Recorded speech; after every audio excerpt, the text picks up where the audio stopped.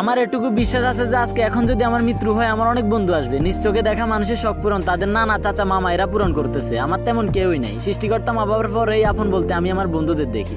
তো একদিন আমার আম্মু আমাকে এসে বলতেছে যে বাবা তুই যখন ফোন রেখে বাইরে যাস অনেকে তোকে কল করে তোর খোঁজ নেয়, এরা কারা? আমি বলি যে আম্মু এরা আমার কলিজার বন্ধুগুলা। তখন আম্মু বলে যে এত বন্ধু থাকা ভালো না, কোন দিন যে তোর কি হয়ে যায়।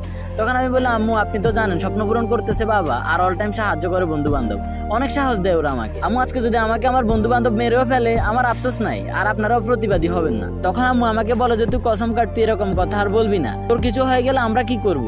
আমি বলি যে কিছু হবে না আমার, ওনার যে কসম কাটতেই হবে তো কসম কাটলাম। কিন্তু আমার গল্পে আমার বন্ধুগুলাই সেরা, অনেক বিপদ থেকে ওরাই টেনে তুলছে, আমিও জান প্রাণ ওদের জন্য, সব বিপদে হাজির থাকতে অলওয়েজ রেডি। সময়ের সাথে অনেক বন্ধু হারিয়ে গেছে, খুব মিস করি তাদের। এটুকু বলবো পরিস্থিতি যেমনই থাক বন্ধু বান্ধব ছাড়বেন না, তাদের মতো কেউই হয় না। ঝামেলা হলে নিজের ইগোটাকে সাইডে রেখে বুকে জড়িয়ে ধরবেন আর নিজের ভুল স্বীকার করবেন, দেখবেন সবকিছুই ঠিক। আজকের মতো এটুকুই, নিউ লাভ স্টোরি কামিং। ততক্ষণ পর্যন্ত সবাই ভালো থাকেন, সুস্থ থাকেন। আল্লাহ হাফেজ গাইস।